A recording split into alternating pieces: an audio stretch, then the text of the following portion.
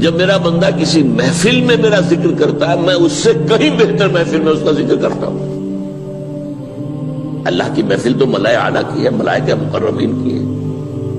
بہرحال اللہ کو تم اپنے دل میں مستحضر رکھو، اللہ تعالیٰ تمہیں بھی یاد رکھے گا۔ دوبارہ فرمایا احفظ اللہ تجدہ امامک تجاہک، اللہ کو یاد رکھو تو اپنے سامنے موجود پاؤ گے، جب چاہو دعا کرو تو احفظ اللہ تجدہ امامک یا تجاہک، اپنے سامنے موجود پاؤ گے۔ اذا سألت فاسأل اللہ، اب آ گیا وہ مرکزی مضمون۔ دیکھو جب مانگو اللہ سے مانگو، غیر اللہ کے سامنے ہاتھ دراز کرو ہی مت۔ ایک حدیث میں آتا یعنی حرام نہیں ہے، دنیاوی قواعد اصول قوانین کے تحت کسی سے مدد چاہنا، کوئی سوال کرنا حرام نہیں ہے، آپ سوال کریں، مدد لیں، اسی پر دنیا قائم ہے، ایک دوسرے کے ساتھ تعاون کے ساتھ۔ لیکن اونچا مقام کیا ہے؟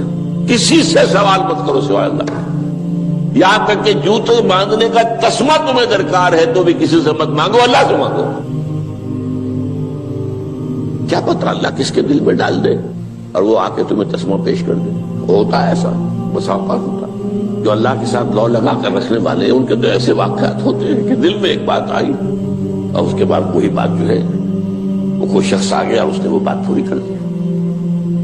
کیونکہ لوگوں کے دل جو ہے وہ تو اللہ کے دو انگلیوں کے مابین جو چاہتا پھیر دیتا ہے۔ کیا پتہ اللہ کسی فرشتے کو انسانی شکل میں بھیج دے، آتا ہے فرشتہ، آتا ہے انسانی شکل میں، آتا ہے آپ کی تکلیف کو رفع کر دے، آپ کی ضرورت کو پورا کر دے، اسی سے مانگو، کسی اور سے مانگو۔ یہ ہے توحید کا لب لباب۔ یوں سمجھیے اسلام کی جڑ کیا ہے؟ ایمان۔ اسلام کا جو خارجی نظام عمل ہے، انفرادی اعمال ہو، اجتماعی ہو، ان سب کی روح رواں کیا ہے؟ ایمان۔ ٹھیک، ایک بات ہو گئی۔ ایمان کا خلاصہ لب لباب کیا ہے؟ ایمان باللہ۔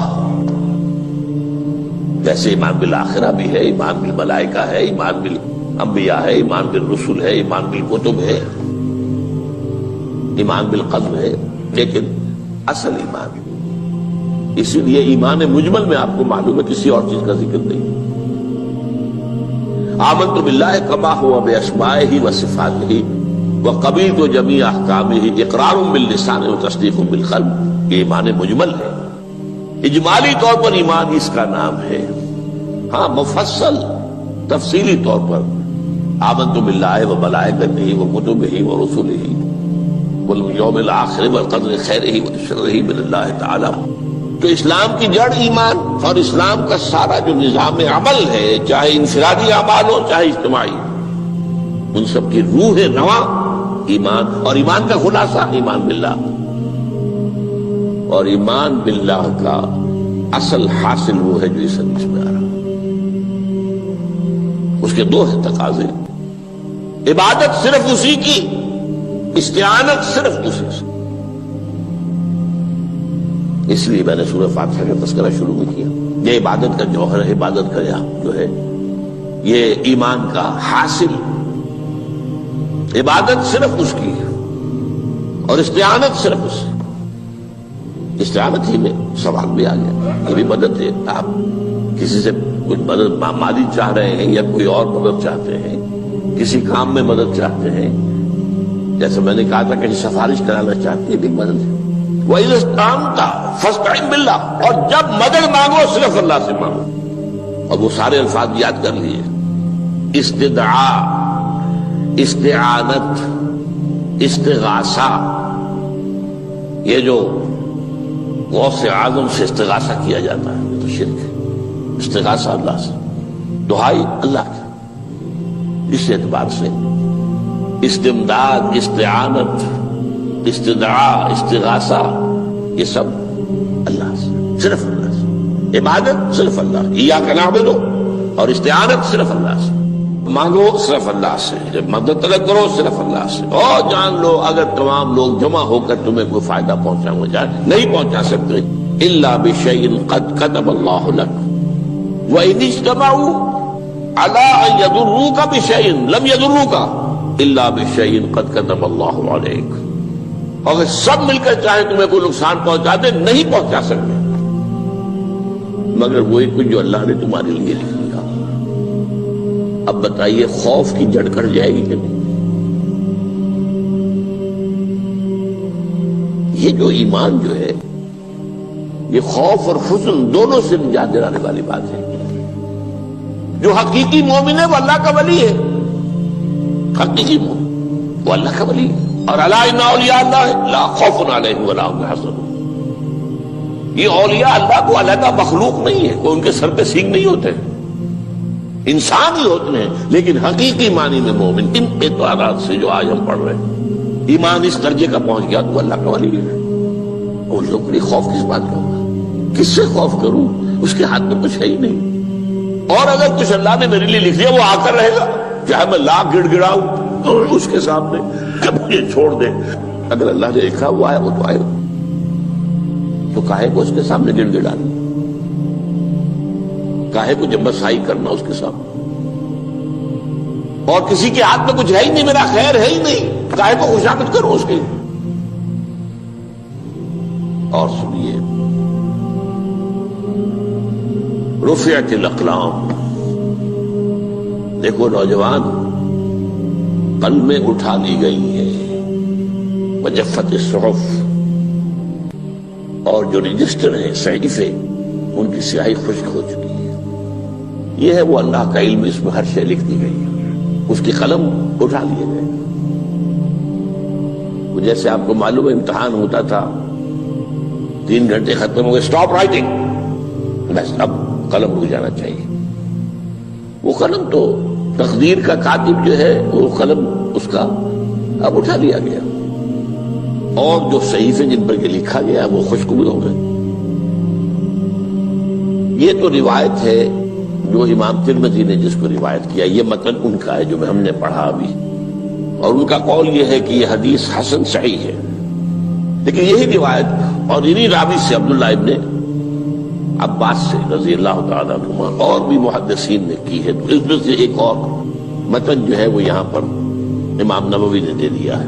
احفظ اللہ تجدہ امامک, یہ تو پہلا وہ ٹکڑا تھا. وقت تو جاہک تھا, یہاں امامک ہے, امام مطلب ایک ہی ہے, اپنے سامنے پاؤ گے. اللہ کی حفاظت کرو, اللہ کو دل میں, اللہ کی یاد کو محفوظ رکھو, گویا کہ اللہ کو مستحضر رکھو. ذکر اللہ کے معنی کیا ہے؟ استحضار اللہ فی القلب, یہ ذکر اللہ ہے. جنہیں ہم ذکر سمجھ بیٹھے ہیں وہ ذکر کے ذریعے اقیم الصلاۃ لذکری, نماز قائم کرو میری یاد کے لیے. نماز ذریعہ ہے یاد کا.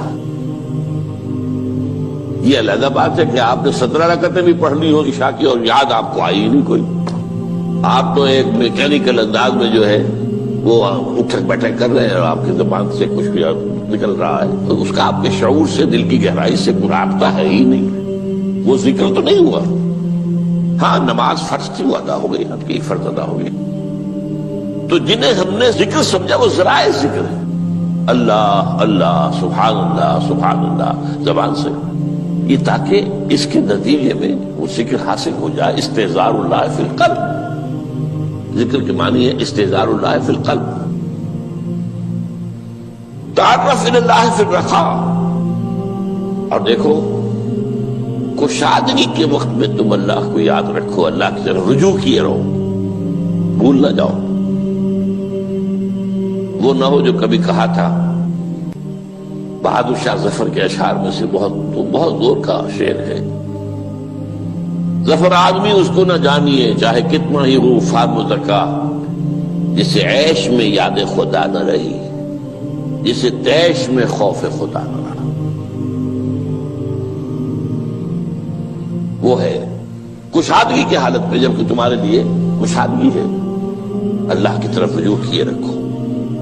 یعرف کا فی الشدہ, تو اللہ اپنی توجہ تم پر رکھے گا شدت کے وقت میں, جب تمہیں کوئی تکلیف ہے اس تکلیف کو تم پر آسان کر دے گا. تکلیف تو آنی ہے, وہ لکھی ہوئی ہے, وہ تو آئے گی,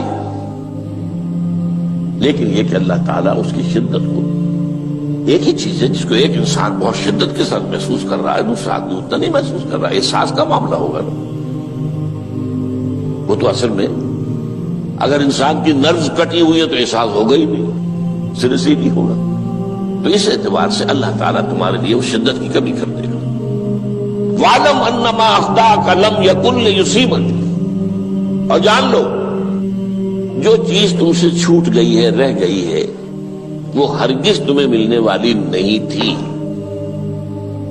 اب آپ نے کسی ملازمت کے لیے درخواست دی ہے، درخواستیں مانگی گئی ہیں، اپنی سی محنت کر لی، نہیں ملی ملازمت، اب آپ بیٹھے ہوئے افسوس میں، رنج میں، غم میں، فلاں نے یہ کر دیا، فلاں نے یہ کر دیا، وہ فلاں جو ہے بڑی تکڑی سفارش لے آیا تھا، فلاں نے رشوت دے دی۔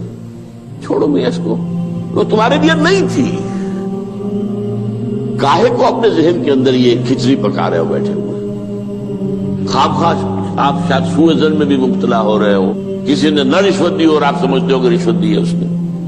یہ ساری چیزیں جو ساری سیئات ان کی جڑ کٹ جائے گی۔ وَاعْلَمْ أَنَّمَا أَخْطَأَكَ لَمْ يَكُنْ لِيُصِيبَكَ وَمَا أَصَابَكَ، اور جو چیز تم پر آ گئی، لَمْ يَكُنْ لِيُخْطِئَكَ، ہو ہی نہیں سکتا تھا کہ وہ تم پر نہ آ۔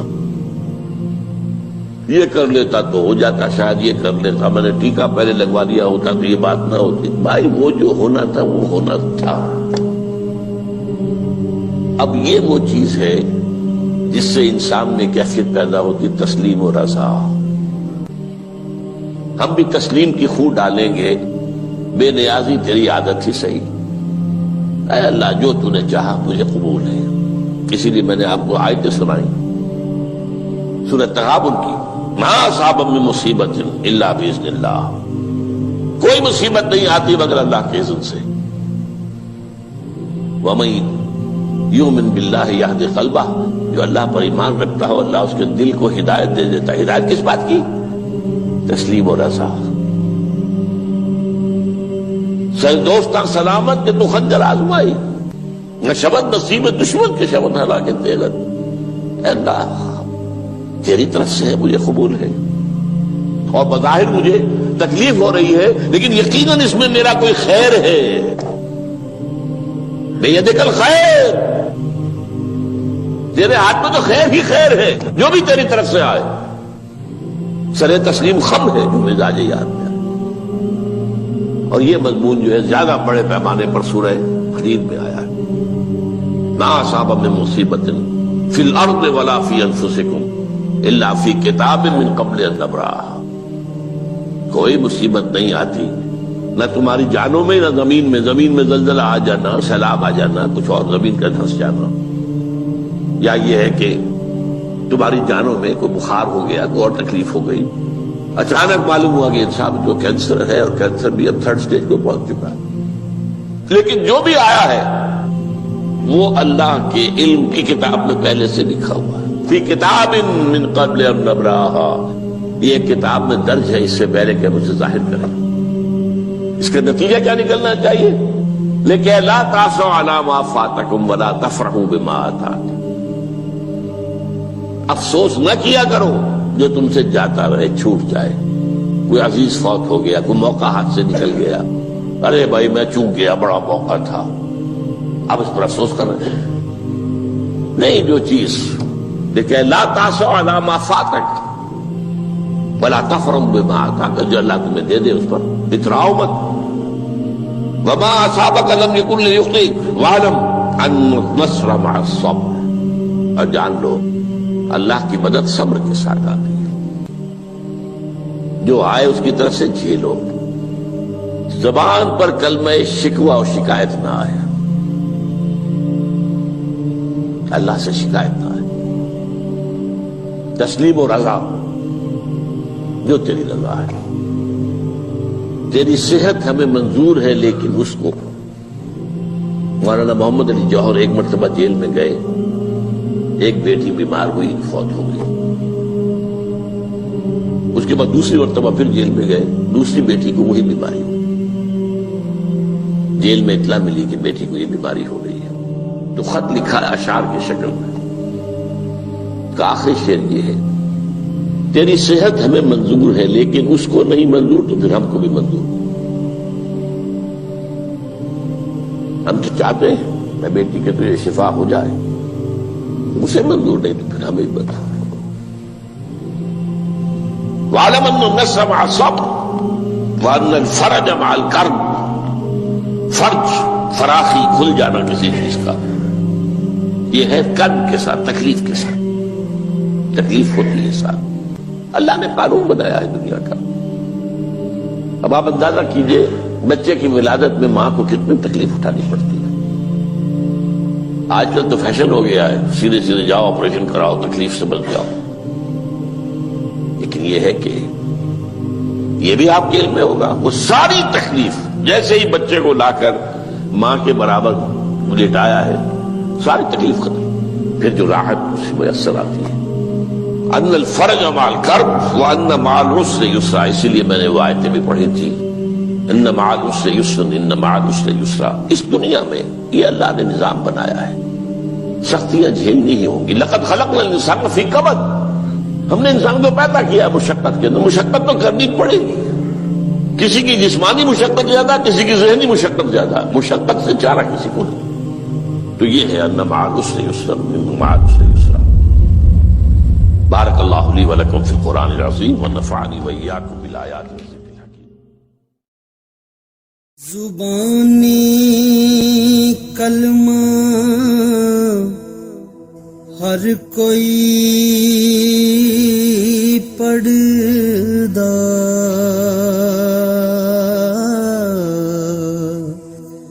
تے دل دا پڑھدا کوئی